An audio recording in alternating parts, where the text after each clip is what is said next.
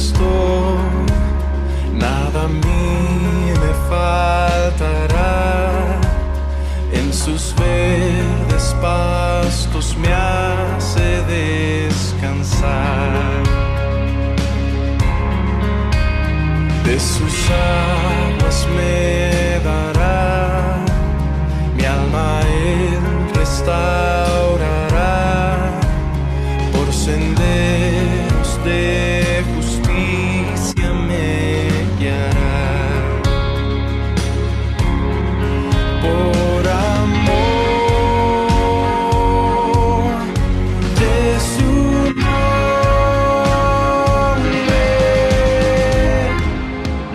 jamás me dejarás. En tu fidelidad, Jesús, confiado está mi corazón.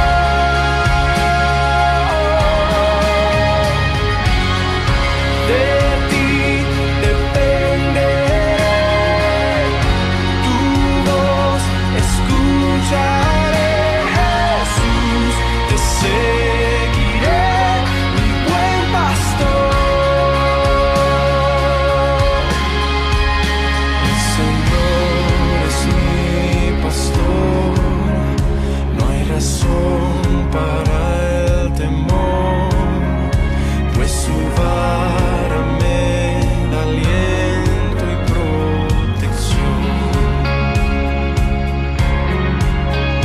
Si en el valle de aflicción me rodea la opresión, Él conmigo está y bendecido soy. Por amor de su nombre,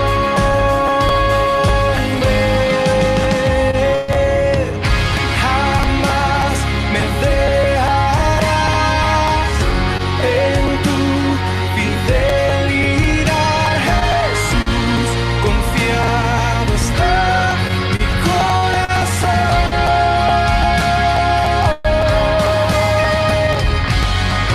De ti dependeré, tu voz escucharé, Jesús, te seguiré, mi buen pastor. Misericordia y bien me seguirán, tu plenitud me saciará en tu morada por la eternidad. Misericordia y bien me seguirán, tu plenitud me saciará en tu morada por la eternidad. Misericordia y bien me seguirán, tu plenitud me saciará en tu morada.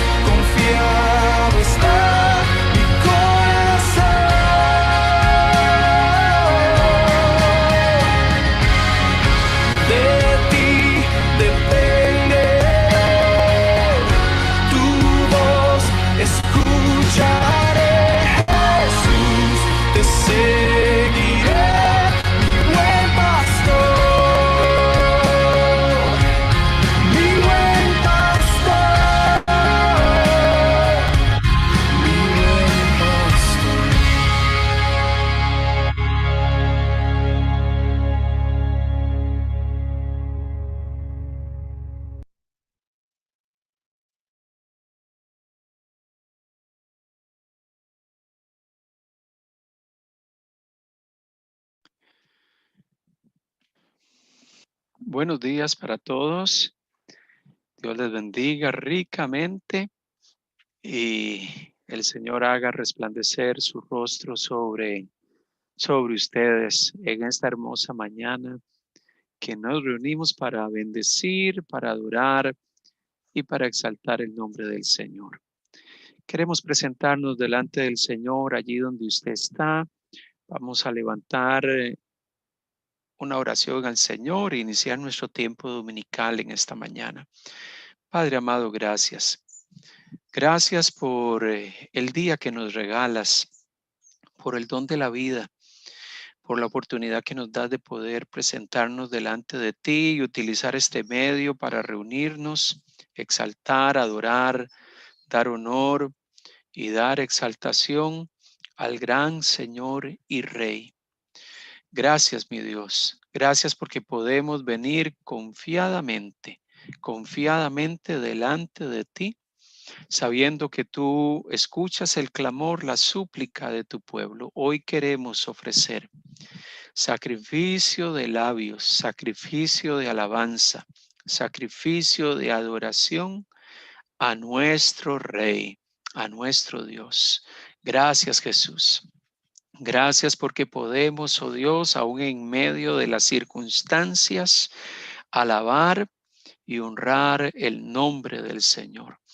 Podemos acercarnos confiadamente ante ti, sabiendo que tenemos acceso ante tu presencia y que tú nos escuchas, que tú estás aquí presente en medio de nosotros. Recibe honor, recibe gloria y recibe toda la exaltación. Gracias, soberano Dios. En esta mañana te damos. Amén y amén. Gloria al Señor. Bienvenidos a todos. Queremos iniciar nuestro tiempo orando, pero también queremos iniciar nuestro tiempo con la siguiente parte del programa que tenemos para seguir honrando y exaltando el nombre del Señor. Entonamos este canto y le decimos: Señor, maravillado estamos de ti, tú eres el Señor. Cantemos a Dios con todo nuestro corazón.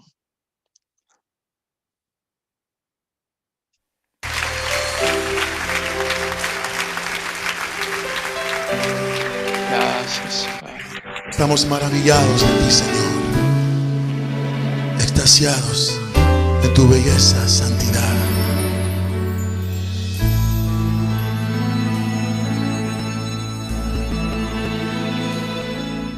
Tu belleza es indescriptible,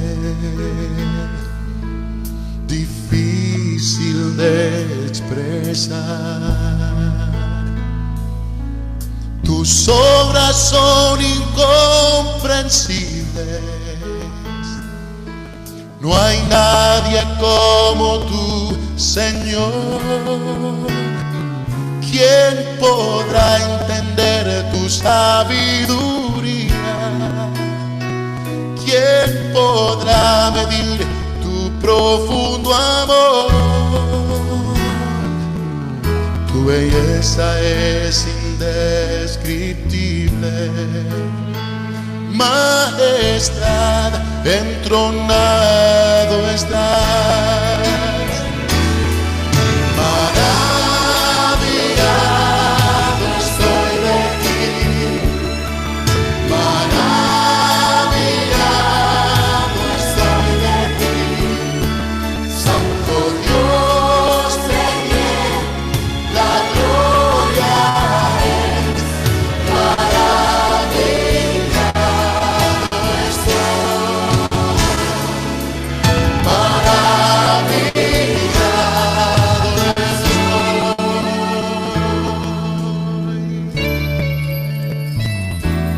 Tu belleza es indescriptible,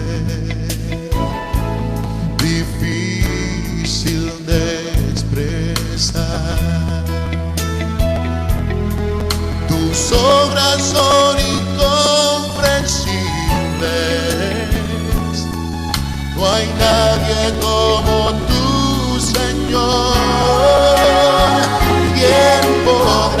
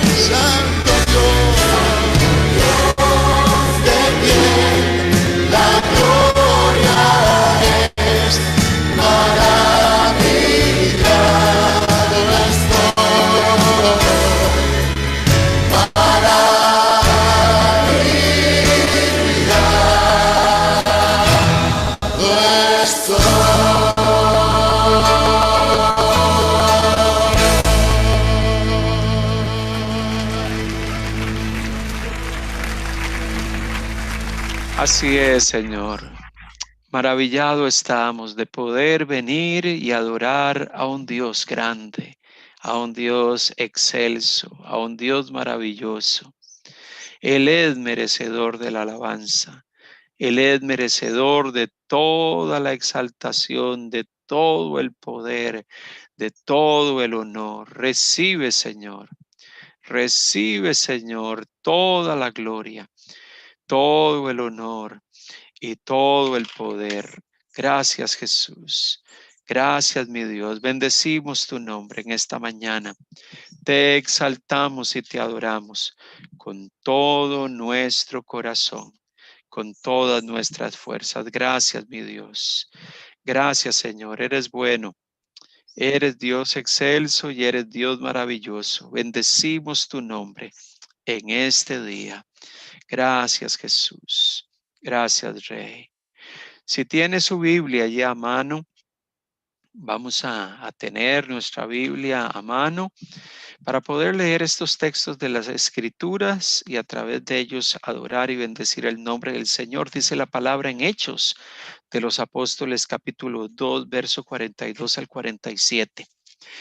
Y perseveraban en la doctrina de los apóstoles. Dice la Biblia que los hermanos en la comunidad cristiana en Jerusalén, aquellos primeros cristianos, se reunían y perseveraban juntos en las enseñanzas de los apóstoles, en la comunión los unos con los otros, en el partimiento del pan y en las oraciones. Y sobrevino temor a toda persona, y muchas maravillas y señales eran hechas por los apóstoles. Todos los que habían creído estaban juntos y tenían en común todas las cosas, y vendían sus propiedades y bienes y los repartían a todos según la necesidad de cada uno. Y perseveraban unánimes cada día en el templo, partiendo el pan en las casas, comían juntos con alegría y sencillez de corazón, alabando a Dios y teniendo favor con todo el pueblo. Y el Señor añadía cada día a la iglesia los que habían de ser salvos. Una comunidad que perseveraba, una comunidad que estaba junta, que estaba unánime, una comunidad que alababa al Señor junto, una comunidad que entendía que estos momentos para estar juntos eran importantes, porque en esos momentos y en esos tiempos podían adorar y engrandecer el nombre del Señor. Qué importante es que como iglesia entendamos la importancia de estar juntos y alabar su nombre.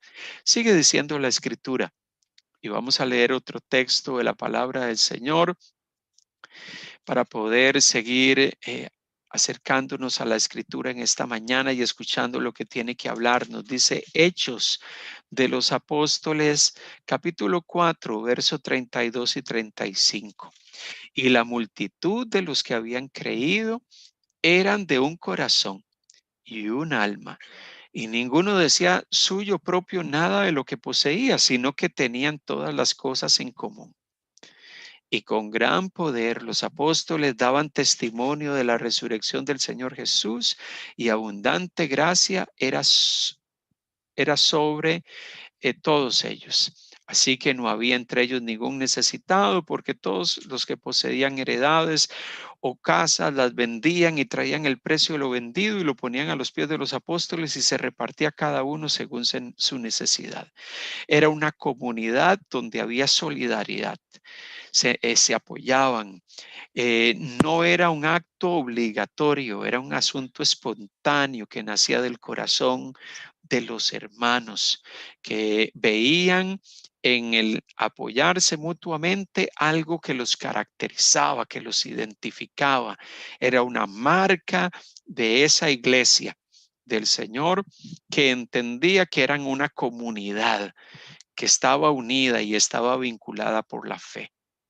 Seguimos adorando al Señor y seguimos exaltando su santo nombre en esta mañana. Y vamos a hacerlo a través de este canto, y le vamos a decir al Señor: solo tú tienes palabras de vida eterna. Alabemos al Señor con todo nuestro corazón allí donde usted está.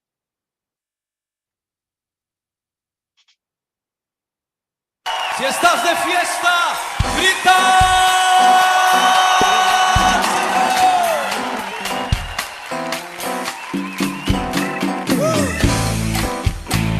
pan de vida que descendió del cielo.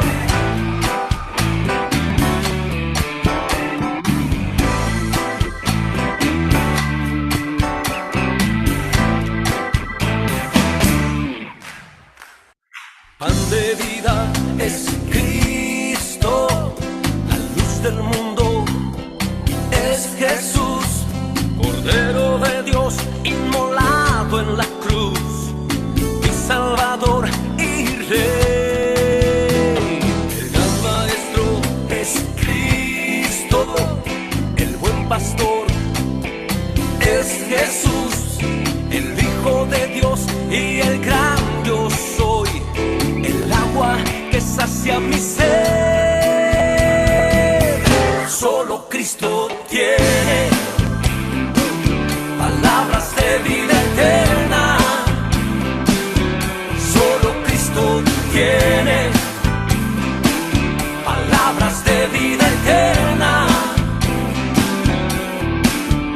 Para el afligido, para el quebrantado, para todo aquel que quiera ser libre de pecado.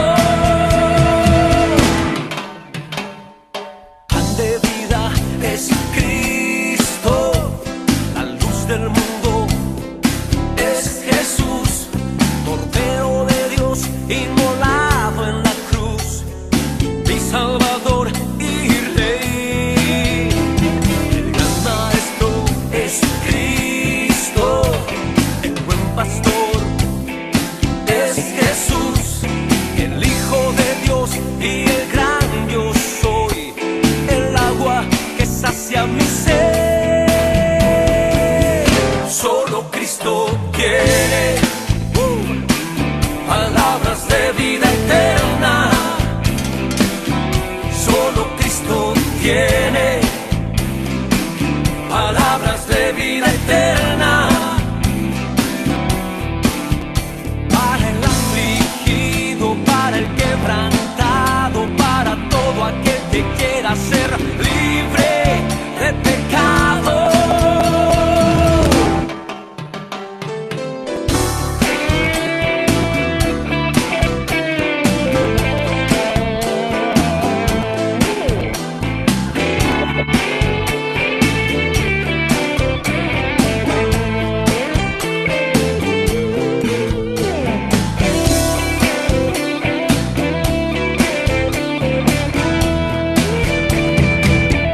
Solo Cristo tiene palabras de vida eterna.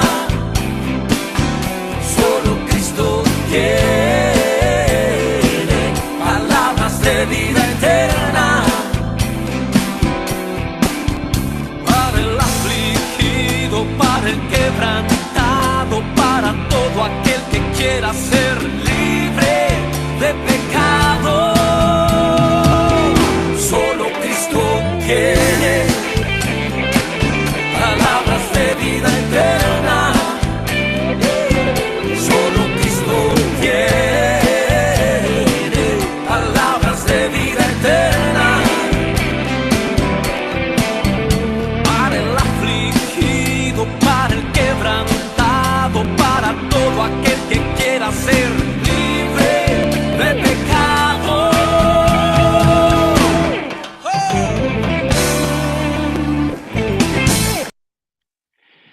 Solo Jesús tiene palabras de vida eterna para nosotros, Señor. Solo tú nos puedes saciar de tu agua viva, Señor.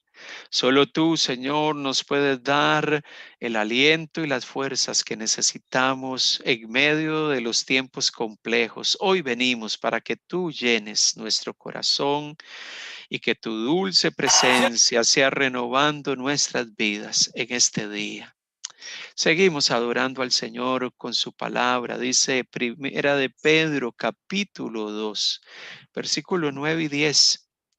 Dice la Escritura: mas vosotros, usted y yo, somos linaje escogido, real sacerdocio, nación santa, pueblo adquirido por Dios, para que anunciemos las virtudes de aquel que nos llamó de las tinieblas a su luz admirable. Vosotros que en otro tiempo no erais pueblo, pero que ahora sois pueblo de Dios, que en otro tiempo no habíais alcanzado misericordia, pero ahora habéis alcanzado misericordia. Nosotros, la iglesia, somos ese pueblo del Señor, llamado a anunciar el evangelio, llamado a anunciar las virtudes del Señor. ¿Quién es Dios? ¿Quién es Cristo? Su obra por nosotros. Usted y yo, que en el pasado no éramos parte del pueblo del Señor, y ahora lo somos. Sigue diciendo la Escritura de la siguiente manera. Efesios 3, versículo 14 al 19. Por esta causa, dice Pablo, doblo mis rodillas ante el Padre de nuestro Señor Jesucristo, de quien toma nombre toda familia en los cielos y en la tierra, para que os dé conforme a las riquezas de su gloria, el ser fortalecidos con poder en el hombre interior por su espíritu, para que habite Cristo por la fe en vuestros corazones, a fin de que arraigados y cimentados en amor, seáis plenamente capaces de comprender con todos los santos cuál sea la anchura, la longitud, la profundidad y la altura, y de conocer el amor de Cristo que excede a todo conocimiento, para que seáis llenos de toda la plenitud de Dios. Qué hermoso es poder venir delante del Señor, sabiendo que como iglesia es de Él que recibimos las riquezas de su gloria y el ser fortalecidos con su poder. Él habita en nosotros por la fe, en nuestros corazones. Y usted y yo podemos decir, estamos arraigados y cementados en Él. Podemos comprender la anchura y la longitud, la profundidad y la altura de su amor. Lo podemos comprender por el Espíritu de Dios, aquellos que formamos parte de la iglesia. Y qué hermoso es saber que como pueblo del Señor podemos estar en una relación con Él, en una relación con Dios especial. Podemos acercarnos al Señor y adorarlo con todo nuestro corazón. Continuamos con nuestro tiempo. Y continuamos entonando este canto y dando alabanza al Señor. Abra sus labios, entone este canto, exprésele adoración al Señor allí donde usted está. Fuerte que para el Señor.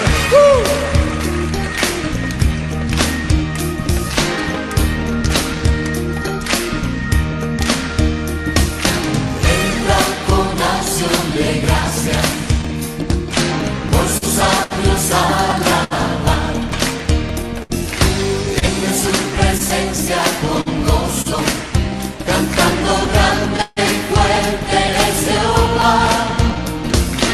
Alabable al son de trompeta, con pandero y arpa también. Que toda la creación cante hoy, alabándole con el corazón.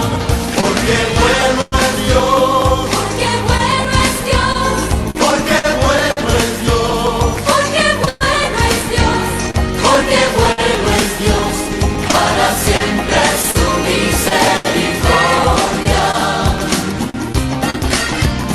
Porque bueno es Dios, porque bueno es Dios, porque bueno es Dios, porque bueno es Dios, porque bueno es Dios, para siempre es su misericordia. Porque bueno es Dios, para siempre es su misericordia. Siglos. Alábale. Cristo es por siempre exaltado, creador de todo es Él. Delante de Él a postrarte, a nos levantar y tu voz alzar.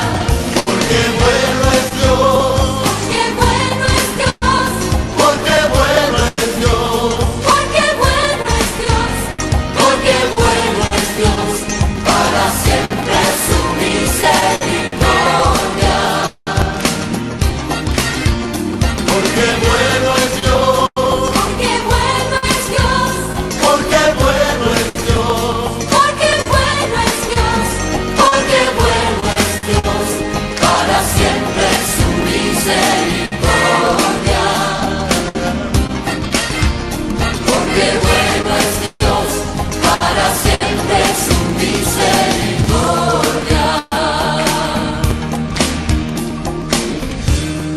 Señor. En este día te doy gracias por la salvación de mi alma, Señor. Señor, te doy gracias por tu fidelidad. Padre, te doy gracias porque me has rescatado de un mundo de tinieblas a tu luz admirable. Gracias porque me has enseñado un camino más excelente, un estilo superior de vida. Oh Dios, y tengo que declarar que tú has sido un Dios bueno, tú has sido fiel y verdadero. Sí, Dios, porque bueno es Dios, Porque bueno es Dios, porque bueno es Dios, porque bueno es Dios, Porque bueno es Dios, para siempre su misericordia. porque bueno es Dios, porque bueno es Dios, porque bueno es Dios, porque bueno es Dios, Porque bueno es Dios, para siempre su misericordia. Porque bueno es Dios, para siempre su misericordia. Porque bueno es Dios, para siempre su misericordia. para siempre su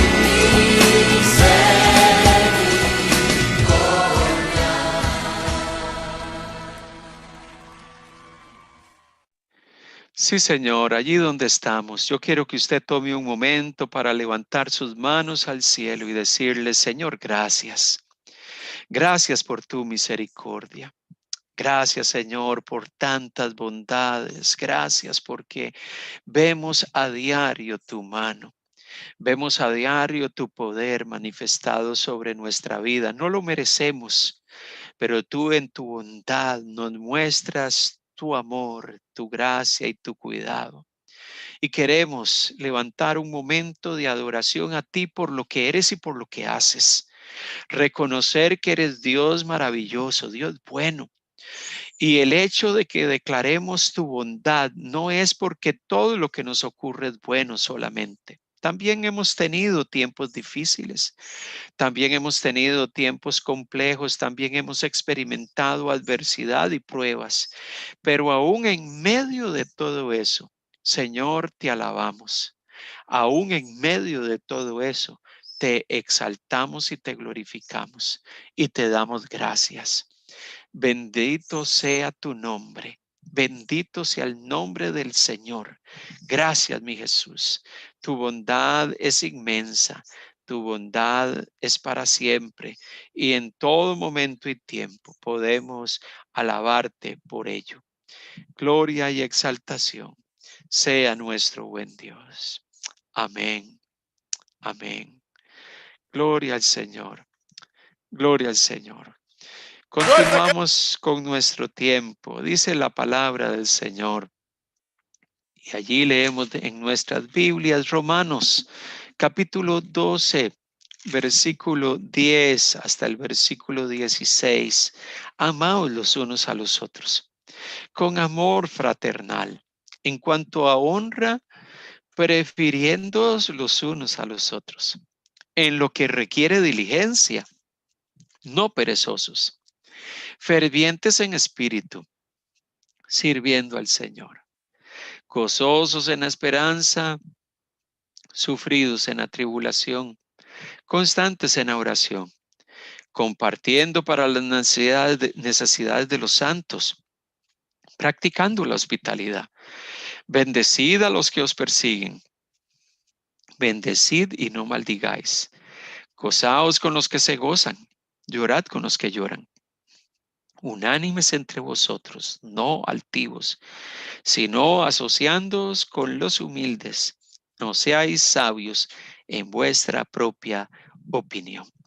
En medio de nuestra comunidad, en medio de ese vínculo que nos une, tenemos que aprender a vivir amándonos, en una conexión vital que nos permite estar unánimes, animándonos, expresando gozo y que ese gozo sea abierto y público y que todos podamos alabar a Dios en medio de los momentos de gozo, de esperanza, pero también en medio de los momentos de tribulación.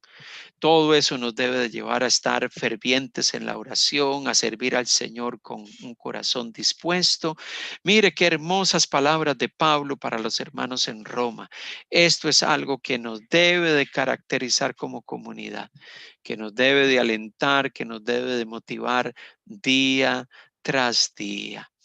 Gloria al Señor. Seguimos leyendo la palabra. Seguimos viniendo a la palabra, seguimos acercándonos a ella. Y leemos en Primera de Pedro, capítulo 4, versículo 12 al versículo 14. Dice la Escritura: amados, no os sorprendáis del fuego de prueba que os ha sobrevenido, como si alguna cosa extraña os aconteciese, sino gozaos por cuanto sois partícipes de los padecimientos de Cristo, para que también en la revelación de su gloria os gocéis con gran alegría. Si sois vituperados por el nombre de Cristo, sois bienaventurados, porque el glorioso Espíritu de Dios reposa sobre vosotros. Ciertamente, de parte de ellos, Él es blasfemado, pero por vosotros es glorificado. No nos sorprendamos de la prueba, no nos sorprendamos de la circunstancia, sino gocémonos porque somos participantes de los padecimientos de Cristo. Así como Él experimentó el sufrimiento y padecimiento, nosotros también lo vamos a experimentar. Pero nos llena la esperanza de que un día participaremos en la revelación de su gloria, y eso nos debe de llenar de alegría. Y lo que usted y yo podemos vivir es momentáneo y nada comparado con lo que vamos a ver y experimentar en el tiempo final, en ese día final, cuando estemos con Él. Eso nos debe de alentar como comunidad de fe, como iglesia, nos debe de animar para poder ser perseverantes y seguir adelante cada día, constantes, fervientes, con ánimo pronto, alabando al Señor y exaltando su nombre en todo momento y en todo tiempo. Damos gracias a nuestro buen Dios en esta mañana y bendecimos su nombre, agradecidos con Él por lo que Él es y agradecidos con Él por lo que Él hace. Queremos continuar con nuestro tiempo de hoy y queremos dar gracias al Señor por este día, este domingo especial, este último domingo del mes de enero. Ya terminamos el primer mes del año y queremos agradecer al Señor por este mes que nos ha regalado, en el cual hemos podido desarrollar nuestras actividades sabiendo que Él ha estado allí presente en medio nuestro. Queremos abrir espacio para nuestro tiempo con la meditación de la palabra del Señor, extender una bienvenida especial al hermano Antonio Siles, que está con nosotros. La semana pasada iniciamos un tema especial y queremos continuarlo en el día de hoy. Bienvenido, hermano Antonio. Una bendición que estés con nosotros nuevamente. El tiempo es tuyo y nos preparamos allí en casa para, con nuestras Biblias, con nuestra libreta de anotaciones, poder ir registrando lo que aprendemos en el día de hoy, que el Señor nos permita escuchar su palabra y poder ponerla en práctica. Bienvenido, Pastor Antonio. Muchas gracias, hermano Gustavo y hermanos de la iglesia allá en Panamá. ¿Me están escuchando bien? Sí. Perfecto. De verdad agradezco al Señor por el privilegio tan grande que me concede de estar aquí con ustedes, ¿verdad? Dirigiendo esta meditación de la palabra del Señor. Nomás permítanme hacer un pequeño ajuste. Tengo que hacer algo aquí. Un momentito, por favor.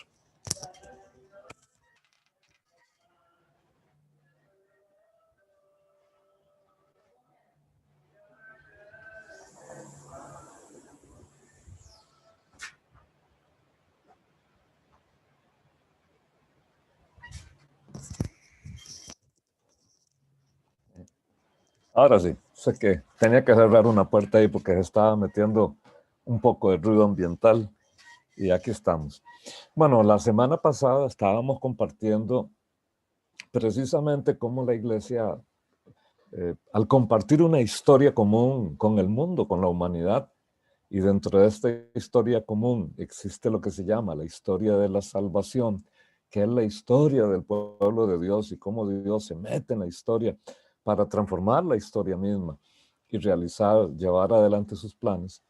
Dentro del desarrollo de este proceso, hay ciclos que se van repitiendo, ¿verdad? Y vimos cómo hay momentos de crisis y cómo la iglesia ha tenido que adaptarse a esos momentos, responder a esos momentos, sobrevivir y seguir saliendo como la iglesia del Cordero, como la iglesia de Cristo. Allá por los siglos II y III, y cuando decimos siglo II es cuando decimos el año 100 algo, 101, 102, 103 en adelante. Pues allá en los siglos II y III, los hombres de la iglesia hicieron un esfuerzo, diría yo, gigantesco, titánico, en tratar de precisar y afinar la comprensión que el pueblo de Dios tenía en ese momento sobre los distintos temas, ¿verdad? Los distintos temas de la fe. Y ahí es como de ahí se va cocinando lo que luego se llegó a conocer en el lenguaje teológico como las marcas distintivas de la iglesia cristiana. ¿Qué es lo que nos identificaba como cristianos? ¿Y qué era lo que queríamos nosotros, o lo que la iglesia quería en ese momento, que el mundo supiese de quién era la iglesia? Porque ustedes recordarán que el evangelio nace en un contexto judío, nace dentro del pueblo judío, y en un principio el evangelio se veía para muchos simplemente como un movimiento judaico más, una secta judía más, la secta de los nazarenos, la secta de los del camino, la secta de unos tales que proponen la palabra de Jesús el Galileo o algo así. Pero poco a poco, conforme el cristianismo se fue extendiendo y creciendo, la iglesia entendió que se estaba trascendiendo los límites del judaísmo, los límites de la cultura judaica, y que el evangelio estaba alcanzando miles y miles y miles de personas en otros contextos culturales, es decir, los gentiles, nosotros. Y la iglesia siguió siendo fiel a la predicación del evangelio sin sacrificar el contenido del evangelio, pero entendiendo que, caramba, ahora estamos ante otra realidad histórica. Y no podemos pretender que estos gentiles que se están convirtiendo vivan como vivíamos los judíos de aquella época. Qué interesante, eso es muy, muy interesante. Y entonces por eso les digo que en el siglo II y III se van acuñando estos distintivos para que sepamos de qué se trata cuando hablamos de la iglesia. Y al final, ellos llegaron a resumirlo en 4 puntitos, donde se afirmó que la iglesia era una, que la iglesia era santa, que la iglesia era universal y que la iglesia tenía que ser apostólica. De eso vamos a hablar hoy, y vamos a tratar de ver qué implicaciones tiene para nuestra vida y en el momento histórico en el que estamos viviendo, porque ahí en otra, con todo gusto, podemos hablar de un poco más de escatología, pero estamos viviendo momentos, tiempos, que hasta que huelen a escatología por todo lado, ¿verdad? No se dejen asustar que alguien diga, mire, Cristo viene dentro de 6 meses, no le haga caso, pero que viene, viene, ¿verdad? Y pronto. Empecemos entonces por hablar de lo que quiere decir que la iglesia es una. Un pasaje clásico para hablar de esta doctrina lo encontramos en la carta a los Efesios, en el capítulo 4, versículos del 1 al 6, donde Pablo dice lo siguiente: Yo pues, preso en el Señor, os ruego que andéis como es digno de la vocación con que fuisteis llamados, con toda humildad y mansedumbre, soportándoos con paciencia los unos a los otros en amor, solícitos en guardar la unidad del Espíritu en el vínculo de la paz. Un cuerpo, un espíritu, como fuisteis también llamados en una misma esperanza de vuestra vocación. Un Señor, una fe, un bautismo, un Dios y Padre de todos, en el cual es sobre todos y por todos y en todos. Note por favor donde Pablo dice que habla de un cuerpo, en el versículo 4, ¿verdad? Un cuerpo de creyentes, un cuerpo, un espíritu, un bautismo. De aquí nace la idea de que la iglesia cristiana era y es una sola iglesia, entendida esta como un cuerpo de creyentes, como un pueblo extendido por toda la tierra, el conjunto, la comunidad de todos los verdaderos creyentes. Tengo que decir que, por lo menos en el caso de nosotros en Costa Rica, que tal vez 10 años atrás, cuando yo estaba enseñando Efesios, tengo que confesar que una noche en un grupo de discipulado, cuando llegué al capítulo 2 y capítulo 3, donde se nota que Pablo está batallando de alguna manera, sin entrar en ninguna polémica, pero batallando conceptualmente con aquella tensión entre judíos y no judíos, entre los gentiles que no teníamos esperanza, los judíos que sí sabían que la tenían. Y yo les explicaba a los hermanos, mire, tal vez esto no tenga mucho significado para nosotros, porque en este momento es otro momento de la historia. 10 años después, es decir, ahora, que se ha venido una oleada tan grande de judaización sobre la iglesia cristiana y que nos quieren hacer a nosotros, los gentiles, nos quieren hacer judíos culturalmente, ¿verdad? Y algunos hasta se cambian de nombre, se ponen un nombre israelita o hebreo y bueno, todas esas cosas que están pasando. Me da la impresión de que sí, volvió a tener mucho significado cultural este tema. Pero cuando el Evangelio sale de los límites culturales en su versión original, desde el judaísmo, aquel cristianismo comenzó a alcanzar a montones de gentiles. Y cuando hablamos de gentiles, no estamos hablando de una sola cultura. Vean ustedes, nosotros somos vecinos. Estamos cerquititica, como diría mi abuela, estamos de pared por medio. Y Panamá tiene sus diferencias culturales con los ticos. Y tenemos diferencias culturales con los nicaragüenses, con el resto de Centroamérica, y que ni se diga de América Latina. Una de las experiencias más vacilonas de mi vida es estar en una reunión, todos latinoamericanos, y para poder entendernos teníamos que hablar en inglés. Porque todos latinoamericanos, ¿y qué pasó con Latinoamérica? ¿No era que hablábamos español? No, no es cierto. Hay un montón de culturas en nuestro continente latinoamericano, con un montón de idiomas. Y el idioma común, nada que ver con nosotros, era el inglés. Pues era lo mismo en ese momento que el cristianismo se estaba lanzando por el mundo, el evangelio por el mundo, alcanzando muchas culturas. Pero toda esta diversidad cultural tenía que tener un punto de unidad, un punto céntrico. Y ese punto céntrico era la convicción absoluta de que el único Dios verdadero es el Dios que se les había revelado a los hebreos en el Antiguo Testamento, que le habló a Abraham, que es el Dios que se le reveló a Israel por medio de los profetas, que es el Dios que ha hablado y que a partir de que él ha hablado se produjo el milagro maravilloso de la inescripturación de su palabra, es decir, poner en escrito, en blanco y negro, o el color de la tinta que hayan usado, a saber cuál, los escritores del Antiguo Testamento, y ese fenómeno de la revelación de Dios que habló, dio como resultado la escritura. Y esa escritura comenzó a hablar y darle fe y nutrir la esperanza del pueblo del Antiguo Testamento.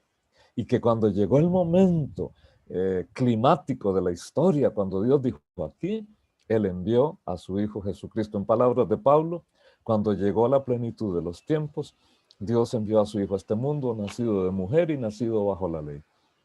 Así es que Cristo vino y Cristo murió, resucitó y luego mandó a la iglesia a predicar por todo el mundo que habría esperanza, perdón de pecados y que, ojo, que Él volvería como juez de justos de los vivos y los muertos, digo. Así que ese era el elemento fundamental de la iglesia cristiana. Y como uno es Dios, oiga esto, como uno es Dios, y ese es otro tema a considerar, lo que es cómo integramos la fe trinitaria, pero es un solo Dios, no son tres dioses, es uno solo.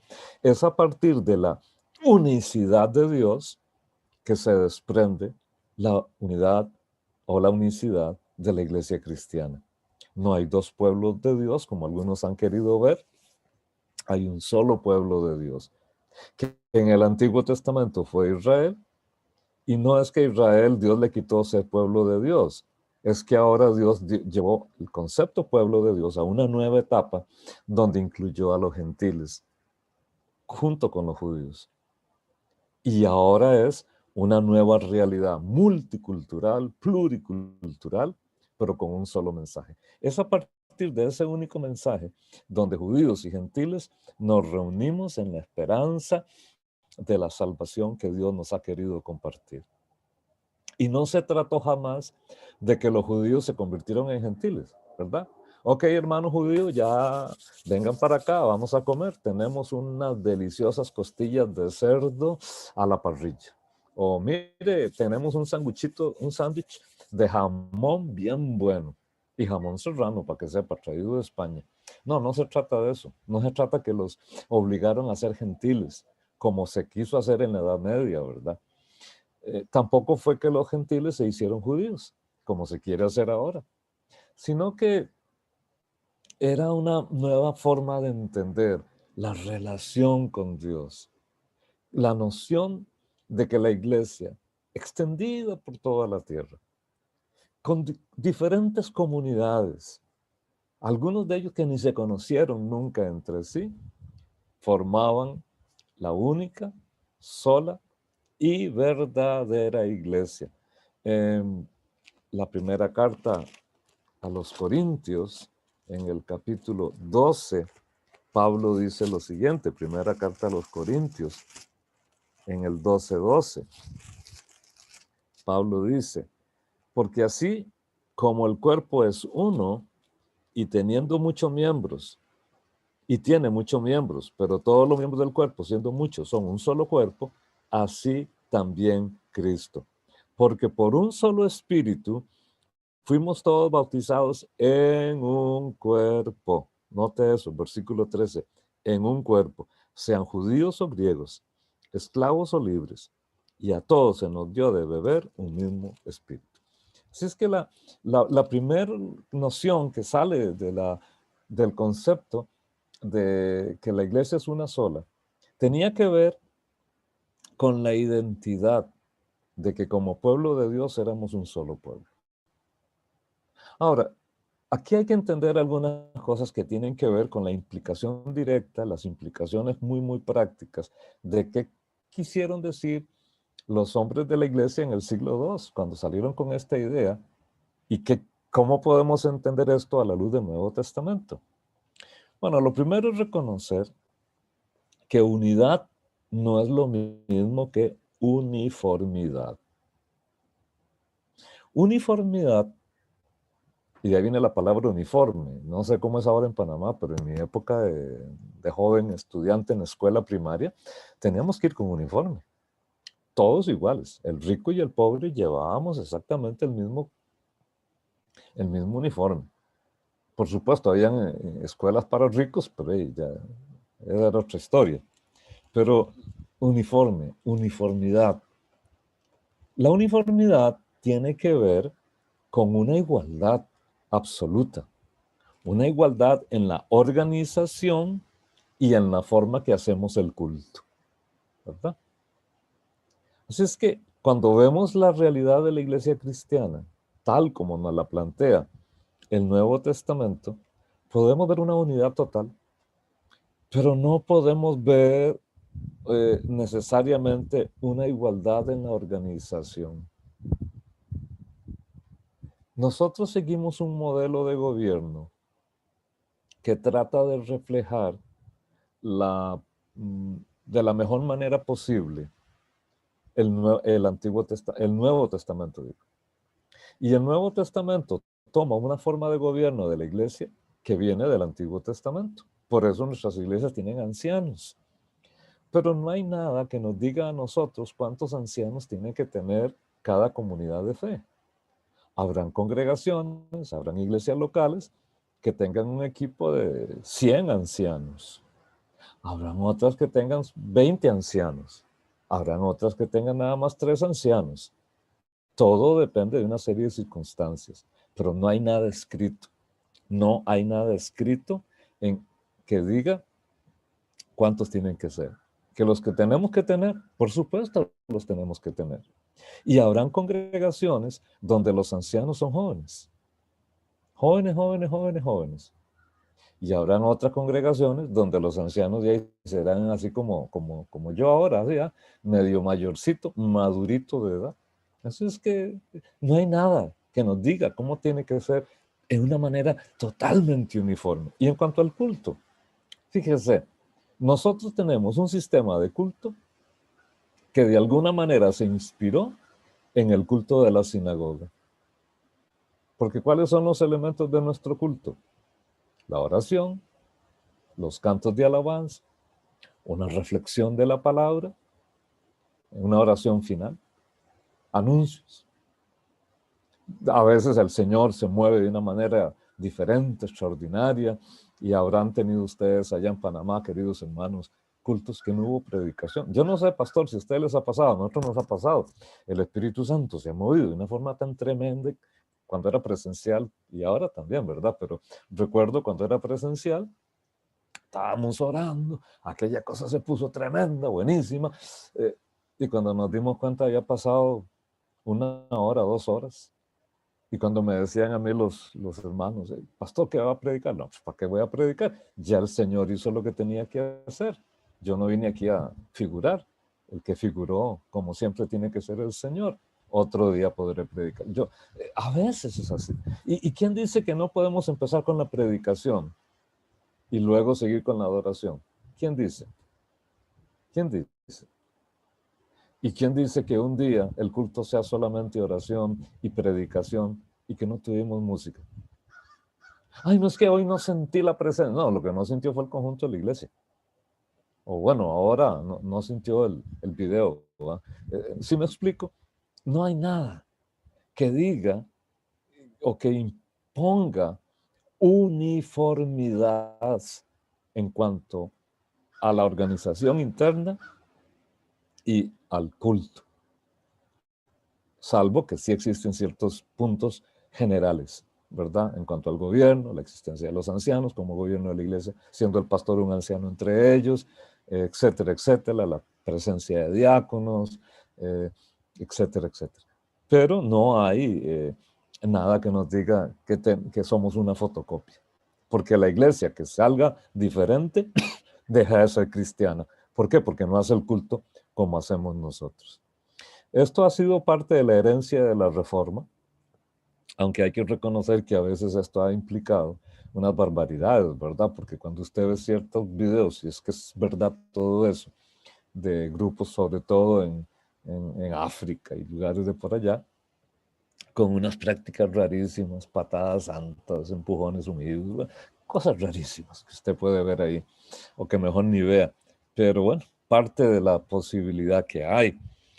La unidad de la iglesia tiene que ver más que todo con una unidad en el corazón.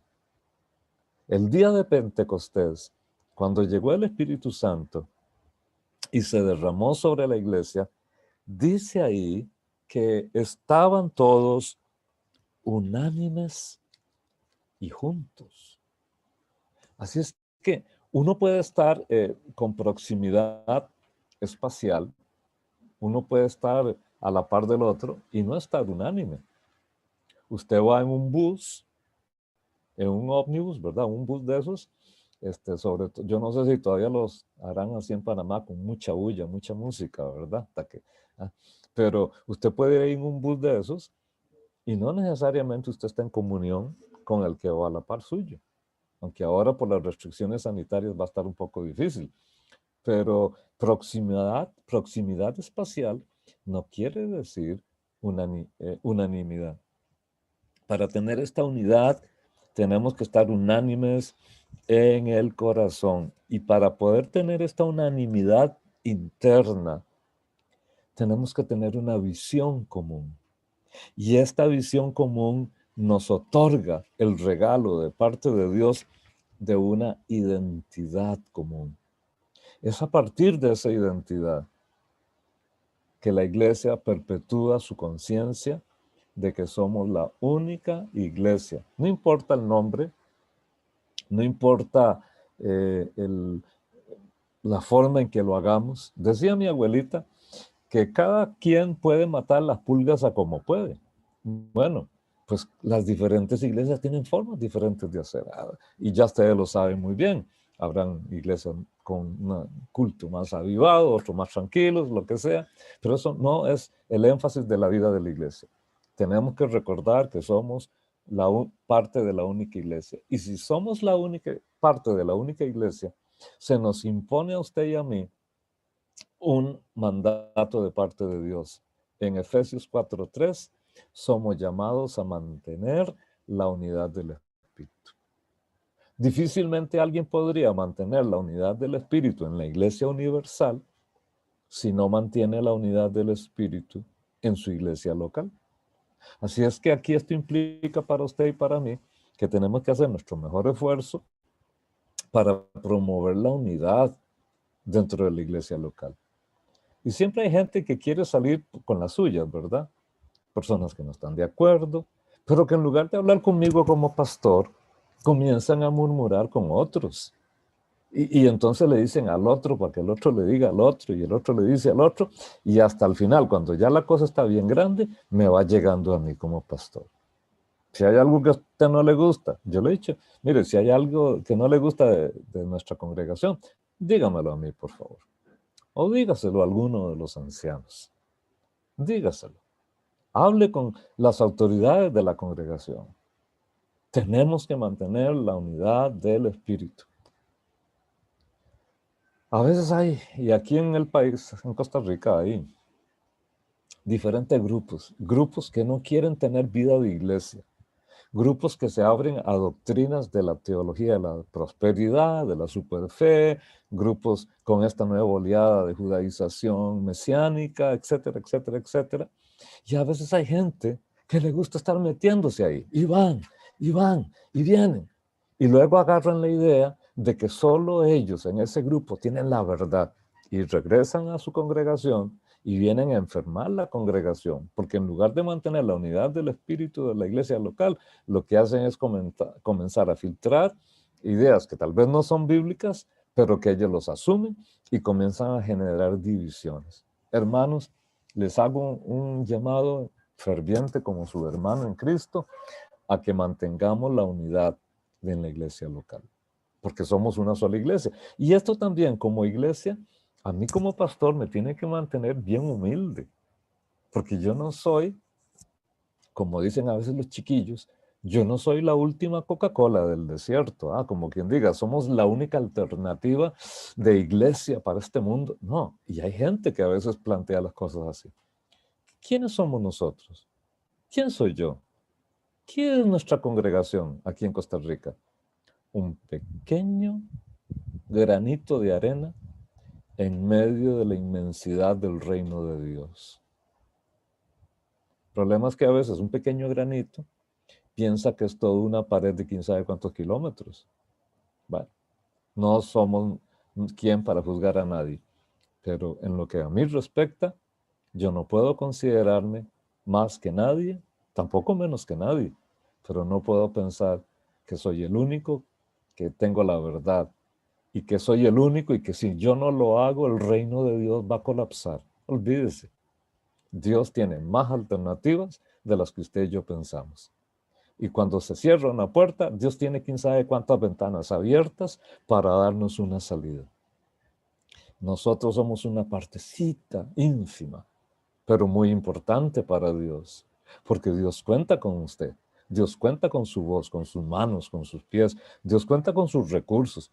Señor, pues si lo que tengo son unos pocos dólares, no tengo, pues con esos pocos dólares Dios cuenta. Dios cuenta con tu tiempo, Dios cuenta con tu casa, Dios cuenta con tu memoria, con tus oídos, con tu voz. Dios cuenta con todo lo que tú eres. Al fin de cuentas, Él te lo dio todo.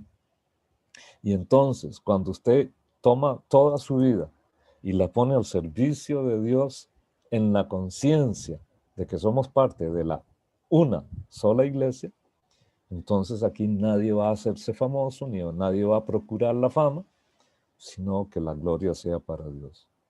Y usted dirá, pero pastor, hay algunos que sí se hacen famosos. Bueno, déjele eso a ellos. Al rato ya recibieron su recompensa aquí. Usted siga caminando, que Dios tiene su galardón y su bendición para usted. La segunda característica que la iglesia necesita recordar es que los hombres de la iglesia cristiana del siglo II afirmaron la santidad de la iglesia. Y aquí es un concepto bastante interesante y a veces nada bien comprendido.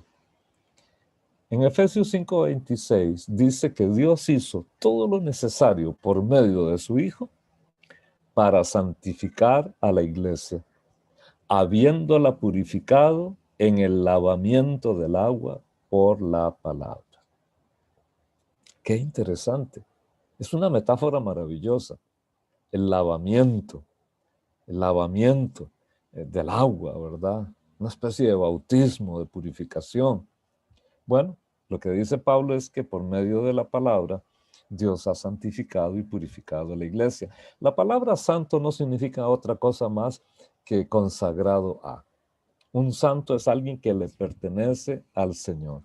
Y por esa razón, Romanos 1:7, Pablo dice que él escribe a todos los que están en Roma, ya amados por Dios y llamados a ser santos. La vocación a la santidad, es decir, llamados a pertenecerle a Dios. Filipenses 4:21, Pablo escribe, saluden a todos los santos en Cristo Jesús. Primera Timoteo 5:10 menciona a las viuditas que se les debe considerar para darles ayuda social de parte de la iglesia. Y Pablo dice, bueno, fíjense si ella ha lavado los pies de los santos. Es decir, si ella ha sido hospedadora o ha servido, si ella ha servido a los santos, que podía incluir haber lavado los pies, ¿verdad? Aquello era una práctica cultural muy interesante. De tal manera que el pueblo de Dios, los cristianos, eran conocidos como los santos. Y santidad aquí no tiene el sentido de perfección absoluta como se quiere ver hoy, ¿verdad? Ah, mire, es que el pastor tal es un santo.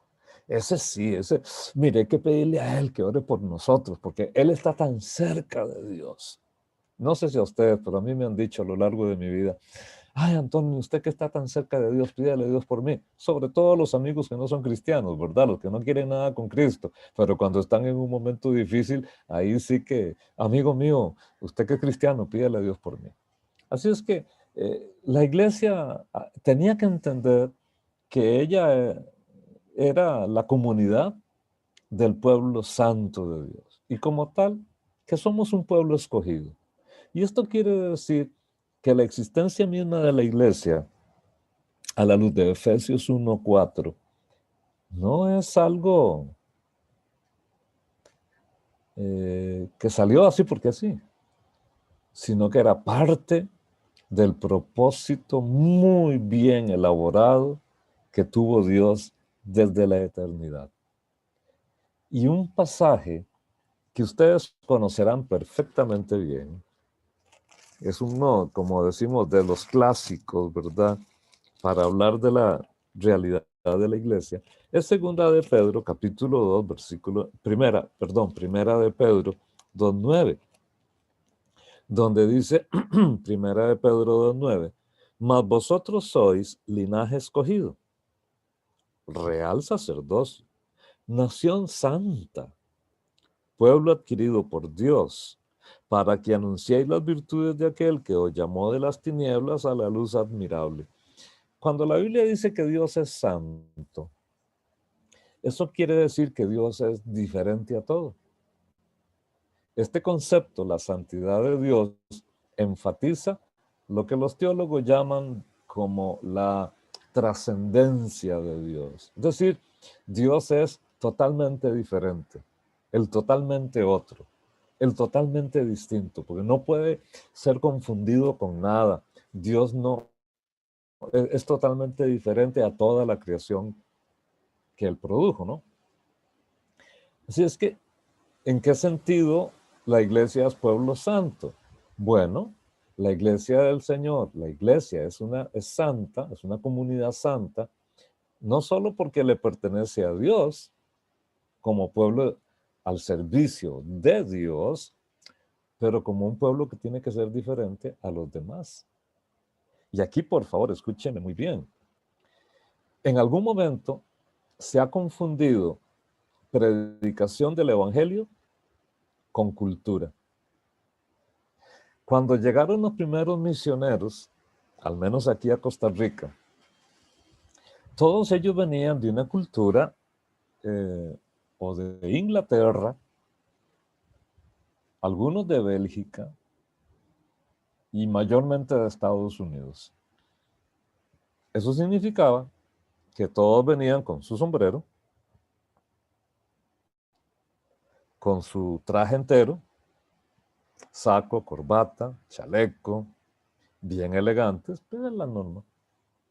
Y entonces aquí en Costa Rica, conforme la gente se convertía, tenía que ponerse saco y vestido entero, ¿verdad? Aunque también el tico en el Valle Central también era normal en aquellas épocas, pues el vestido entero y todo. Eso era lo normal para el mundo. Era como los jeans ahora. Usted va por todo lado y cualquiera usa un jean, que no es propio de nuestra cultura. Eso era propio de la cultura norteamericana. Bueno, pues así entró.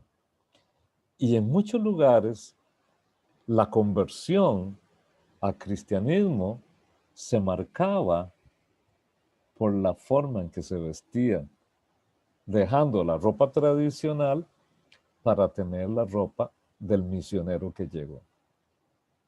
Y eso fue lo que pasó con la misma adoración. Nosotros latinoamericanos, con aquel influjo afrocaribeño, nuestros genes son más dinámicos al ritmo, ¿no? La música suena y como que hay algo ahí dentro de uno, ¿verdad? Algunos influenciados por el rockcillo, aquel pesado de los años 60, 70, tienen un movimientillo ahí, pero hay algo en la música y mi cuerpo responde. Pero por la cultura, cantamos el gozo del Señor, el gozo del Señor, mi fortaleza es, con aquella parsimonia, con aquella solemnidad.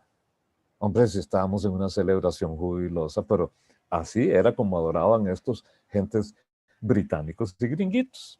Y yo lo sé, el cuñado de mi abuela era un británico, entonces ellos tenían esa manera, y sus cultos eran así, bien solemnes, bien tranquilos, ¿verdad? Casi que diría uno, súper solemnes, ¿verdad?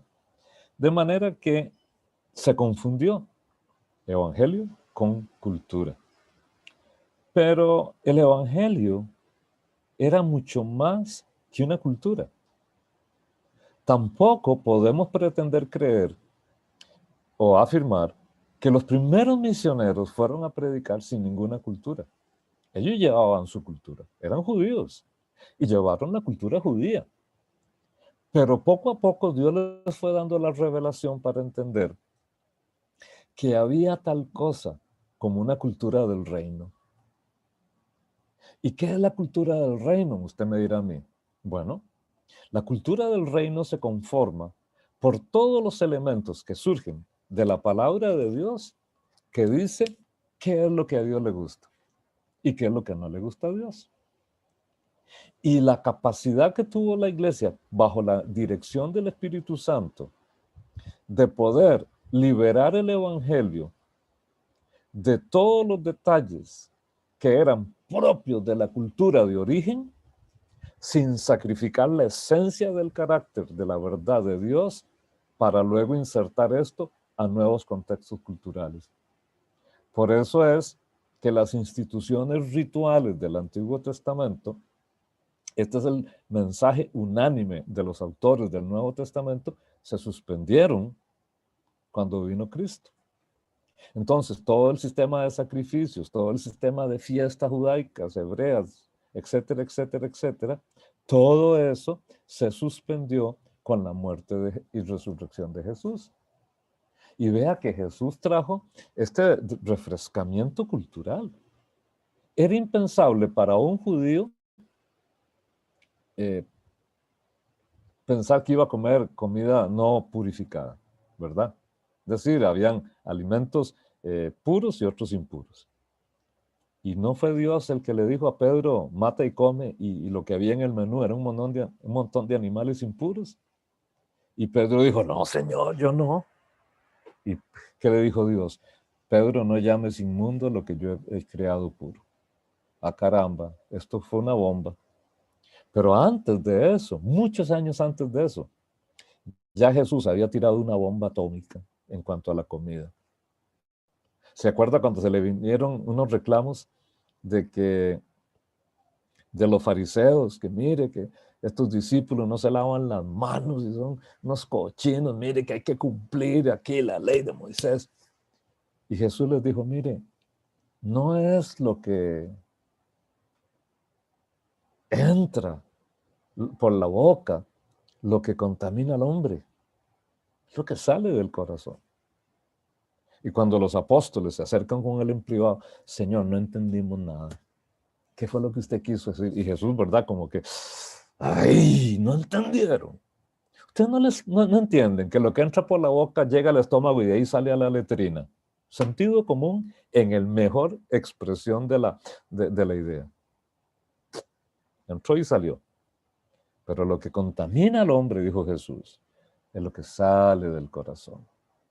Y dice Marcos, en capítulo 7, de esta manera Jesús declaró limpios todos los alimentos. Oiga, desde el principio la iglesia cristiana entendió que Jesús había limpiado toda la comida. Y por eso luego Pablo viene y dice, no, hombre, de todo lo que le venden a usted en la carnicería, coma. Así es que usted puede comer moronga si quiere. Ya yo dejé de comer eso cuando me di cuenta que era. Pero usted puede comer moronga sin ningún cargo de conciencia que es pecado. No, pero que mire, que es sangre. Sí, pero ya el Señor nos dio la puerta abierta para esto. Un judío, no, yo no me como eso. Cuando yo me di cuenta que era, no, ya yo no quiero comer, pero no por una situación de fe, sino ya por otro tipo de consideraciones. Y menos con una hija en el área de la salud pública, en la medicina, que ya me tiene más controlado qué puedo comer y qué no puedo comer. Así es que Jesús limpió los alimentos, los limpió. Y eso implicó, caramba, una transformación cultural. Pero entonces, ¿dónde queda la verdad del evangelio? Lean las cartas, lean las enseñanzas, lean los evangelios. Ahí está lo fundamental, un solo Dios, adorar a este único Dios y vivir de una manera que le agrade a Él. ¿Y qué es lo que no le agrada a Él? El adulterio, la fornicación, la mentira, el robo, la hechicería, la vagabundería. ¿Qué no le agrada a Él? Todo tipo de pecado, que usted no ayude a sus padres, que usted sea malcriado, soberbio, que cuando su papá lo manda a hacer algo, usted reniegue y salga zapateando. Eso no le agrada al Señor. ¿Qué es lo que le agrada al Señor? El amor, la lealtad, el perdón, la misericordia, adorarlo solo a Él, etcétera, etcétera, etcétera. Toda la enseñanza que está en el Nuevo Testamento. Y esa es la manera de vivir nuestra santidad. Una forma de vida que la gente al contemplarla pueda decir, esos tipos son medio locos, esos del centro cristiano ahí en Panamá son raros. Pero la verdad es gente que ama a Dios y, como dicen aquí en Costa Rica, no tienen cola que majarles, ¿verdad? Pero cuando dicen, ah, no, hombre, haceme yo un cristiano evangélico para ser como aquel, no, hombre, que parecerá se me quedo como estoy. Hay que tener una vida santa porque Dios es santo. Y esa es la realidad de la iglesia cristiana. Hoy hay mucha gente que dice que es cristiano, pero no vive como Dios quiere. No reflejan la gloria de Dios y confunden la gracia con una licencia para vivir en el pecado. La santidad de la iglesia implica que somos un pueblo sacerdotal y eso es un pueblo al servicio de Dios y que somos el templo de Dios aquí en la tierra. Y esto me demanda a mí entonces como pastor tratar de desarrollar un discipulado integral que no solamente capacite a la gente para vivir en la eternidad, sino para vivir aquí en la tierra, como un esposo mejor, como un ciudadano mejor, como un hijo mejor, como un novio mejor. Pero cuando uno ve los jóvenes a veces, yo no sé allá, pero sí por aquí, que la mayoría tienen relaciones sexuales antes del matrimonio, es tan triste, tan doloroso. Gente que no quiere honrar a Dios ni vivir para Dios. Así es que tenemos que recordar que si la iglesia es un pueblo santo, tiene que responder a las crisis de la vida con santidad. Nomás ayer estaba tratando un caso ahí de una persona que tuvo problemas. Es una persona muy cristiana, que me dice que es muy cristiana, que siempre es gloria al Señor, que siempre son cánticos espirituales, que siempre es muy llena del amor, pero cuando enfrentó una crisis se transformó. Salieron unas palabras tan feas por su boca, unas actitudes tan groseras que parecía a cualquier persona impía y no a una persona cristiana. Gracias a Dios, después llegó a pedir perdón, pero echó tanta basura por su boca, no a mí, sino a otras personas. Y lo peor es que los otros no son muy creyentes, pero la persona que reaccionó sí es creyente. Y no estamos hablando que se convirtió hace 2 años, es alguien que quizás se convirtió hace 40 años, lastimosamente.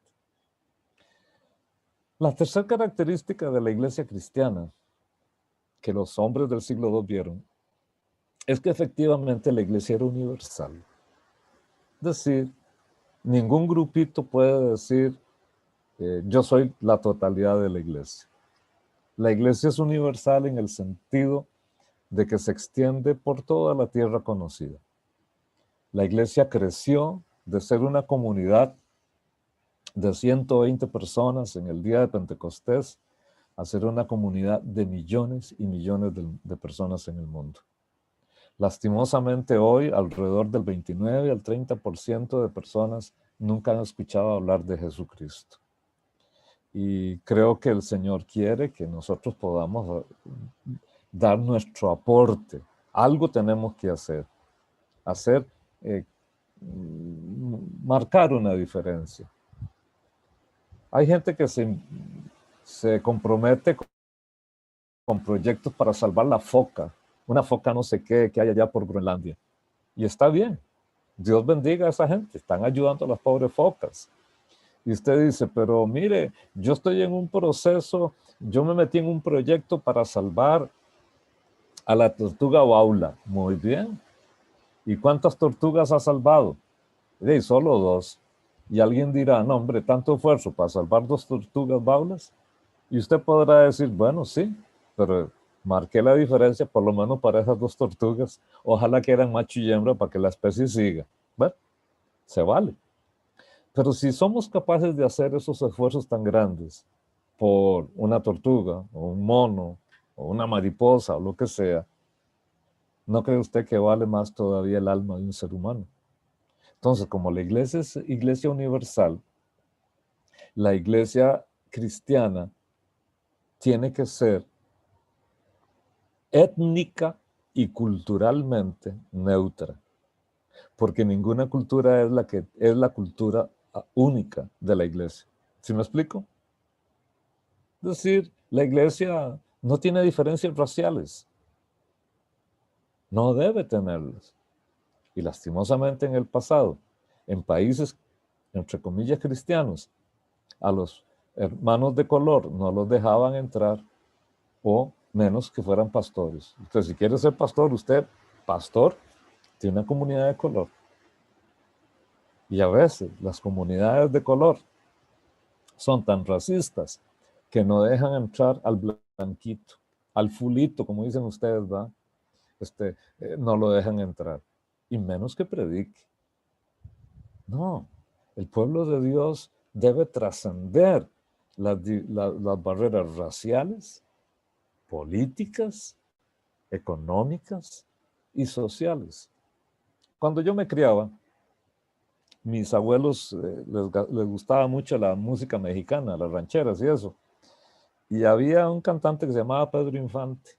Y me acuerdo en mi niñez escuchar una canción de Pedro Infante donde él hablaba de alguien que estaba enamorado de una muchacha de la clase social alta. Y él decía en la canción que aunque él nació plebeyo, su sangre también tiñe de rojo, ¿verdad?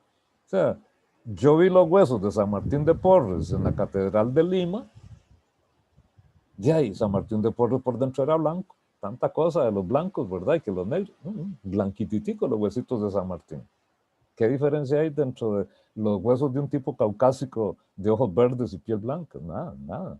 Por dentro todos somos iguales, somos exactamente los mismos componentes. Por eso es que la Iglesia del Señor tiene esta particularidad, es universal. Universal no quiere decir, como ahora quieren hacernos creer, tolerancia absoluta, abierto totalmente sin ningún control moral. No estamos hablando de eso. La universalidad de la Iglesia implica, una vez más, asociado con la unidad de la Iglesia, de que somos la comunidad que está presente en todo el mundo y que somos parte del mismo proyecto. Y esto quiere decir que nosotros podemos darnos un soporte espiritual.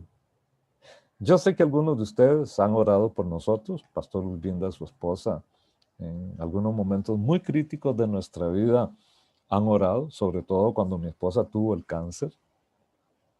Y Dios escuchó esas oraciones. Dios escuchó esas oraciones. Y qué lindo es cuando nosotros oramos por gente que ni conocemos. Dios escucha esas oraciones. Y nos podemos proteger unos a otros, nos podemos ayudar unos a otros, nos podemos bendecir económicamente unos a otros. Cuando apoyamos, ayudamos a un misionero o enviamos a una ofrenda a algún otro lado, estamos bendiciendo la obra de Dios, aunque no nos conozcamos. Aunque no nos conozcamos, porque somos el pueblo que es la Iglesia universal. A veces nos encontramos todos de diferentes países, de diferentes culturas, de diferentes idiomas, diferentes tipos de comida, pero con algo en común. El mismo amor de Cristo, el mismo perdón de nuestros pecados y el mismo Espíritu Santo. Finalmente, los hombres de la iglesia dijeron que la iglesia cristiana era apostólica.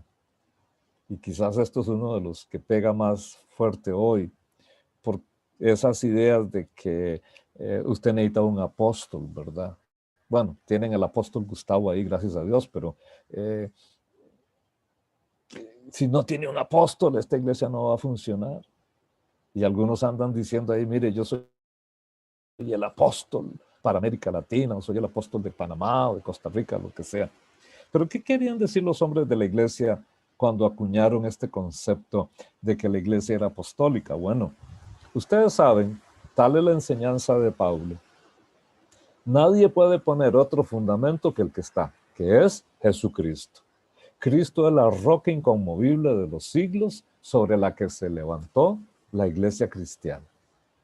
Pero también el Cristo de la gloria escogió a sus apóstoles junto con Pablo, que Pablo era realmente extraño, no era de los 12, pero se movió con la autoridad de los 12. Era como quien dice, el número 13 Y no, después de Pablo no hubo más apóstoles así. Aunque el concepto siguió, pero no tenían la autoridad de los 12 más Pablo. Y ni siquiera Pablo entró al grupo de los 12, porque Apocalipsis sigue hablando de los 12 apóstoles, de los 12 apóstoles, de los 12 apóstoles.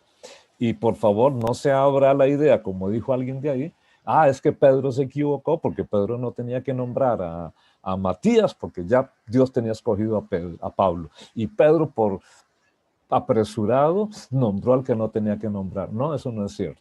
Pedro estaba siendo dirigido por el Espíritu Santo. Y él necesitaba nombrar a él porque la iglesia estaba empezando con 12 para retomar el concepto de un nuevo Israel. Pero Pablo fue escogido por Dios para tener la autoridad de los 12, aunque era distinto. Y ellos fueron los intérpretes de la persona y de la enseñanza de Jesús. Ellos interpretaron las enseñanzas de Jesús, las llevaron a nuevos contextos culturales, las expandieron para poder aplicarlas a nuevas realidades que la iglesia estaba enfrentando. Por eso Efesios 2:20 dice que la iglesia está edificada sobre el fundamento de los apóstoles. Ahora usted me dirá, ahora sí, hermano Antonio, sí me la puso fea. Porque, ¿cómo vamos a hacer nosotros una iglesia apostólica si ya los apóstoles no están? La iglesia católica, apostólica y romana, lo resolvió de una manera muy interesante. La iglesia católica como tal ya se cocinó unos 600 años después de Cristo, ¿verdad? Así es que la iglesia católica no viene desde el principio. Eso es una mentira histórica, que hasta los mismos historiadores y teólogos católicos lo saben. Pero ellos dijeron que la cosa fue muy sencilla. El apóstol fulano impuso las manos sobre el otro discípulo, lo nombró obispo en una iglesia, luego este obispo impuso las manos sobre otro obispo y lo nombró obispo, y así se vinieron hasta que nombraron pastor a Luis Mejía le impuso las manos a Gustavo Vindas, y ahora Gustavo Vindas es un legítimo sucesor en línea directa con algún apóstol de la antigüedad. Esto es lo que la Iglesia Católica llama la sucesión apostólica. No hay evidencia histórica, no se puede probar esto. No se puede probar. Un teólogo a la altura de Hans Kühn lo afirmó en uno de sus libros muy famosos. La cuestión es que la apostolicidad de la iglesia no viene por la sucesión apostólica. La apostolicidad de cualquier iglesia viene por la lealtad a lo que enseñaron los apóstoles. Es decir, Hechos 2:42 dice que la iglesia se reunía y entre otras cosas para escuchar la doctrina de los apóstoles y perseveraban en la doctrina de los apóstoles. ¿Qué quiere decir eso? Pues que la iglesia cristiana estaba siendo nutrida, desarrollándose en la enseñanza de los apóstoles. Porque los apóstoles eran los que decían, ok, Jesús dijo esto y esto y esto y esto y esto. Un momento, hermano Juan, sí, joven. Disculpe, hermano Juan, apóstol Juan. ¿Y eso qué significa? Ok, esto quiere decir esto y esto y esto y esto. ¿Qué es lo que encontramos en las cartas? Las cartas son una explicación muy concreta a problemas muy concretos a partir de la enseñanza de Jesús. Eso es la enseñanza apostólica. Y una iglesia hoy será apostólica en tanto y en cuanto se mantenga fiel al Nuevo Testamento. Y al ser usted fiel al Nuevo Testamento, está siendo fiel al Antiguo Testamento. En otras palabras, la iglesia será apostólica en la medida en que seamos fieles a las Escrituras. Si usted estructura su vida y su fe en las Escrituras, será una iglesia apostólica. apostólica. Y con eso, hermanos, quiero concluir esta reflexión, ¿no? Diciéndoles que si la iglesia cristiana quiere hacer bien su trabajo en este momento escatológico en el que estamos viviendo, tenemos que estar preparados para la sorpresa. ¿Y cuál sería la sorpresa? De que esto dure un poco más, porque perfectamente todo el escenario, hasta donde yo entiendo, la mesa está servida como para que el fin fuera, qué sé yo, de aquí a 3 años, menos que eso. Todo está preparado. Pero ¿cuántas veces la iglesia vio todo preparado y dijo, ya ahora sí esto se acabó? Y Dios le dio como 100 años, 200, hasta 1000 años más. Así es que hay que estar abiertos a las sorpresas de Dios. Y el tiempo que Dios nos deje vivir, tenemos que ser fieles a nuestra vocación de que somos una sola iglesia, de que somos una comunidad santa y por lo tanto reflejar una vida santa que le dé la gloria a Dios y que permita una buena evangelización, que somos una comunidad universal, que somos simplemente un granito de arena en medio de un montón de granos que Dios tiene, y que somos una comunidad de fe que tiene que ser fiel a la recta interpretación de las Escrituras, pero no es el pensamiento de Antonio Siles el que está por encima de la Escritura, es la Escritura la que tiene que estar por encima del pensamiento de Antonio Siles. Y si somos fieles a esto, podremos enfrentar el siglo XXI y los nietos de los nietos suyos, si es que así Dios lo quiere, podrán enfrentar los retos del siglo XXII. Pero que cuando sea que Dios va a mandar a su Hijo, aquí en 3 años, 6 meses o cuando sea, Dios sabe cuándo lo hará. Y mientras tanto, a ser fieles a nuestra vocación. Me extendí un poco más, pastor, perdonen por durar más de la cuenta quizás, pero un abrazo para ustedes. Que Dios los bendiga. Sigan adelante en la fe, hermanos míos, y oren por favor siempre por nosotros, por Maritza, por mis hijos y por mí, para que podamos ser fieles a Dios hasta el final. Nuestro abrazo y nuestro amor para ustedes. Amén. Gracias, Pastor Antonio, por el tiempo. Bendiciones. Oramos al Señor. Padre, gracias. Gracias por tu palabra, Señor. Gracias porque nos motivas como cuerpo, como familia espiritual, a que mantengamos la unidad, a que vivamos en santidad, Señor, a que podamos ser esa iglesia universal y apostólica que pone en evidencia el carácter de Dios en todo lo que hacemos y en todo lo que somos. Oramos para que tú nos ayudes a poder vivir en medio de este mundo, mostrando, reflejando y manifestando a Cristo en todo lo que hacemos. Señor, oro para que tú extiendas tu gracia, cuidado, dirección sobre la vida de cada una de nuestras familias en la congregación. Que tú seas sosteniendo, que tú seas renovando nuestras fuerzas, que tú seas sosteniéndonos con tu gracia, que tú seas renovándonos día a día para poder, Señor, vivir en medio de este mundo reflejando a Cristo, reflejando al Señor en todo lo que hacemos, mostrando al mundo que somos criaturas, hombres y mujeres nuevos que han sido cambiados y transformados por el poder de Dios. Gracias, Padre, por tu iglesia. Gracias, Señor, porque podemos vivir para la gloria y honra de tu nombre en todo momento y bajo cualquier circunstancia. Padre amado, oramos por esta semana que inicia, para que tú sigas, Señor, trabajando en la vida de cada hombre y mujer, joven, niño, en medio de nuestra congregación. Padre, que sigamos viendo tu accionar sobrenatural en nuestras vidas, que podamos, tomados de tu mano, caminar en medio del mundo convencidos de que tú estás allí con nosotros. Toda la gloria, todo el poder y toda la exaltación sea a nuestro gran Rey y Señor. Gracias, Jesús. Te bendecimos y te adoramos y te damos gracias en el nombre de Jesús.